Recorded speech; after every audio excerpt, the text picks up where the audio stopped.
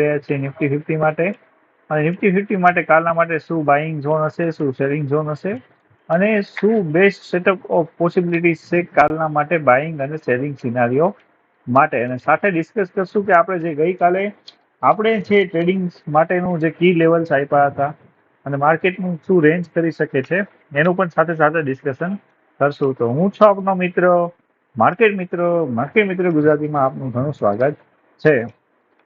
તો ગઈકાલે આપણે ચર્ચા કરી હતી કે જે આપણો જે પહેલો કેસ છે કે પહેલા કેસની અંદર એવું બની શકે કે મે બી માર્કેટ રેન્જની અંદર રહે અને રેન્જનું બ્રેકઆઉટ કરીને આ ઝોનથી બાઇંગ કરે તો આપણે બાઇંગ સાઇડ માટે જશું.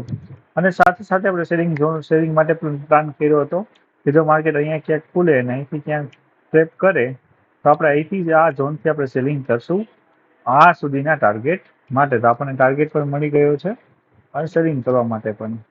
અને સાથે સાથે એક ટ્રેપિંગ પણ મળ્યું છે જે આપણને સેલિંગ ઝોનમાં બતાય છે કે ગઈકાલે જે નિફ્ટી હતું, નિફ્ટી અહીંથી સેલિંગ કર્યું, અહીંથી આવ્યા અને વળી પાછું અહીં ચેનલ પેટર્ન બનાવી, અહીંથી એક માર્કેટે આપણને એક બુલિશ સેન્ટિમેન્ટ આપ્યા. બુલિશ સેન્ટિમેન્ટ આપ્યા પછી એક ચેનલ પેટર્નમાં માર્કેટ રહ્યું, ચેનલ પેટર્નનું બ્રેકડાઉન કરાયું, આ બ્રેકડાઉનનો સપોર્ટ ઉપર હન્ટિંગ કર્યા અને વળી પાછું અહીં લેવલથી બાઇંગનો સિનારીઓ વળી પાછો જનરેટ થાય છે. તો જે આપણે ડિસ્કશન કર્યું હતું એ પ્રમાણે જ માર્કેટે બિહેવ કર્યું છે. તો કાલના માટેનો શું આપણો બાઇંગ અને સેલિંગનો સિનારીઓ રહેશે એના ઉપર આપણે ડિસ્કસ કરીશું. તો સૌથી પહેલા આપણે ડ્રોઈંગને કરશું રિમૂવ, અને રિમૂવ ડ્રોઈંગ કર્યા પછી આપણે નવા સિનારીઓ વિશે ડિસ્કશન કરશું. So thank you very much. તો આપણે સૌથી પહેલા આવી જશું ડે ટાઈમ ફ્રેમ ઉપર, અને ડે ટાઈમ ફ્રેમ ઉપર આવ્યા પછી આપણને શું બતાય છે ડે ટાઈમ ફ્રેમમાં. તો સૌથી પહેલા જો નજર કરવામાં આવે ડે ટાઈમ ફ્રેમ ઉપર, તો ડે ટાઈમ ફ્રેમ ઉપર સૌથી પહેલા રેઝિસ્ટન્સ ને સપોર્ટને આપણે માર્ક કરી લેવાના. આપણા માટે સપોર્ટ શું હશે, રેઝિસ્ટન્સ શું હશે? હા, સૌથી પહેલો સપોર્ટ, સૌથી પહેલો રેઝિસ્ટન્સ, સૌથી પહેલો સપોર્ટ, આની ક્લોઝિંગ, આનો લો, અને એક આ લેવલને પણ માર્ક કરી લેશું. ઉપરની સાઈડ માટે આજનો ડે હાઈ, આજની ક્લોઝિંગ અને કાલનો લો, કાલ માટેનો હાઈ. હા, આ લેવલ્સ આપણે ડ્રો કરી નાખશું અને સાથે સાથે કાલનો હાઈ પણ ડ્રો કરી નાખશું. આ બધું ડ્રો કરી નાખ્યું છે. હવે આવી જશું આપણે 4 અવર્સના ટાઈમ ફ્રેમ ઉપર. 4 અવર્સના ટાઈમ ફ્રેમે એક સારી એવી ડોઝી કેન્ડલ બનાવી. ડોઝી કેન્ડલના બ્રેકઆઉટ ઉપર બધા સેલર્સને ઇન્વાઇટ કર્યા અને સાથે સાથે એક આ બાઇંગ ઝોન છે તો બાઇંગ ઝોન પાસે પણ આપણને માર્કેટ જોવા મળ્યું. જો માર્કેટની અંદર આ ડોઝીમાં બધાને ટ્રેપ કર્યા હશે, બધા સેલિંગ સાઈડ પોઝિશન બનાવીને માર્કેટ ઉપરની સાઈડ જતો રહ્યું. તો આ જે 4 અવર્સની ડોઝીએ સારો એવો ટ્રેપ જનરેટ કર્યો છે.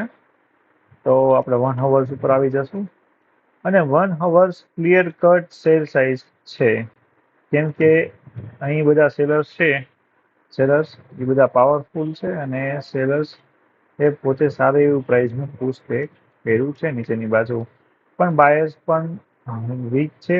ઓલ અરાઉન્ડ માર્કેટ છે એ આપણે જો ચર્ચા કરવામાં આવે તો માર્કેટ છે એ નિયર અબાઉટ સાઇડવેઝ થઈ જશે કાલના દિવસ માટે.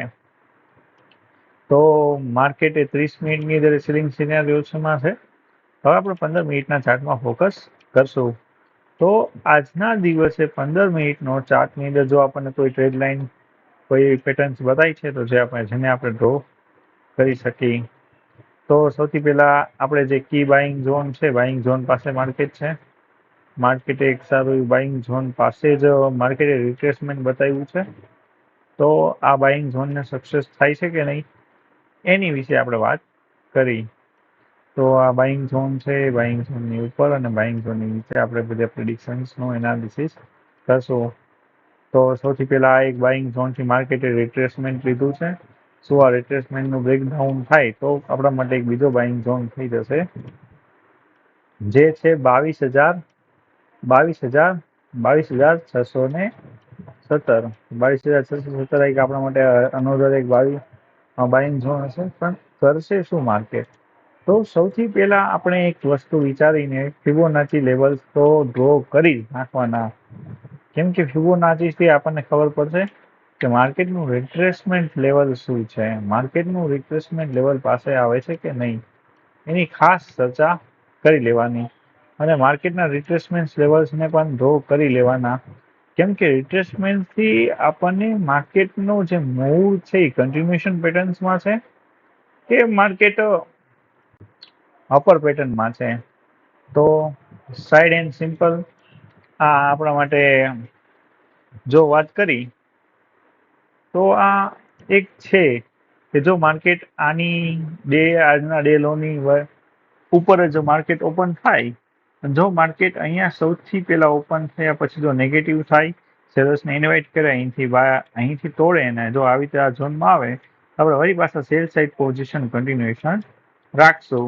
બાઇંગ સિનારીઓમાં શું, બાઇંગ સિનારીઓ માટે આપણા માટે શું હોઈ શકે છે કે જો માર્કેટ કાલે ઓપનની સાઈડ જાય પછી થોડુંક આનો લો બ્રેક કરે, બધા સેલર્સને ઇન્વાઇટ કરે તો આપણે અહીંથી આપણે એક બાઇંગ સાઈડનો ટ્રેડ જનરેટ કરશું, જેના માટેનો જો પહેલો બેઝિક ટાર્ગેટ હશે કે પહેલો રઝિસ્ટન્સ.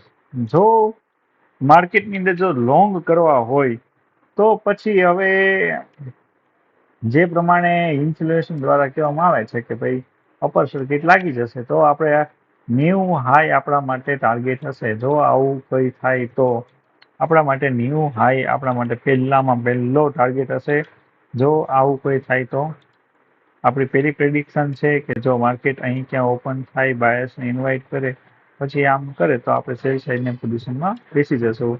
ને આપણી જો બીજી પ્રિડિક્શનની વાત કરવામાં આવે તો બીજું પ્રોબેબિલિટી સેટઅપ એ છે કે જો માર્કેટે આનો હાઈ અને આની વચ્ચે ક્યાંય ઓપન થાય તો અહીંથી આપણે બાઇંગ કરશું અને પછી આપણો ન્યૂ હાઈ આપણું પહેલો ટાર્ગેટ હશે.